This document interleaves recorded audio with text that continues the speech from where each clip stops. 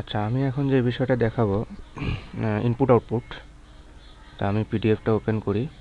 এটা আদার্সের মধ্যে PDF NetMega 8 input output নিয়ে কীভাবে কাজ করতে হয় সেটা একটু দেখাবো। তোমরা দেখবে যে এইখানে এই বুকমার্কস, এখান থেকে তোমরা এই যে আইও পোর্টস এখানে যাবা, তারপর এটা অ্যাড করে দিবা। এখন দেখো আইও পোর্ট রিলেটেড অনেক কথাবার্তা আসছিল, তোমরা পড়বা সময় নিয়ে।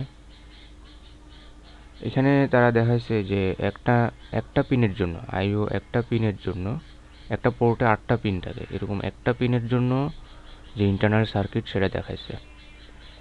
এখানে তোমরা একটু বোঝার চেষ্টা করলে বুঝতে পারবা। আমি একটু হালকা বলে দিই যে ডাটাটা যখন আউটপুট হিসেবে যায় মাইক্রোকন্ট্রোলারের ভিতর থেকে এই আউটপুটে যায়, তখন ডাটাটা এই দিক দিয়ে আসে। এখানে একটা বাফার আছে, এটা অবশ্য এনেবল পিন হিসেবে কাজ করে, এই যে এই পিনটা। আর এখানে যে ডাটাটা সেটা এখান থেকে এই ফ্লিপ-ফ্লপ হয়ে এখান থেকে এই আউটপুট পিনে চলে যায়। আর যখন ইনপুট হিসেবে কাজ করে তখন এই দিক দিয়ে এটা ইনপুট হিসেবে কাজ করে।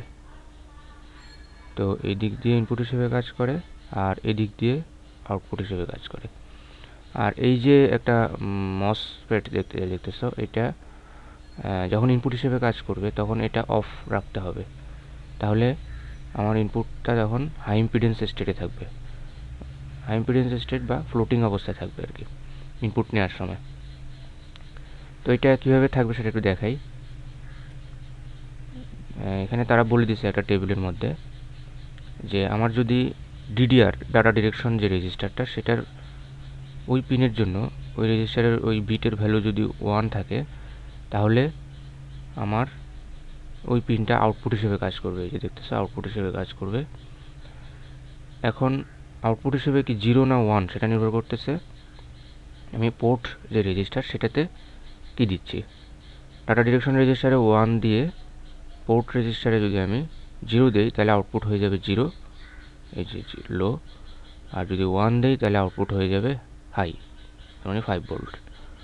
আর যদি ইনপুট হিসেবে কাজ করতে চাই তাহলে আমরা দিব হচ্ছে ডাটা ডিরেকশনে দিব 0, মানে ইনপুট হিসেবে। এবং পোর্ট পিনে এটা আসলে দেওয়া লাগবে না, কারণ বাই ডিফল্ট 0ই থাকে।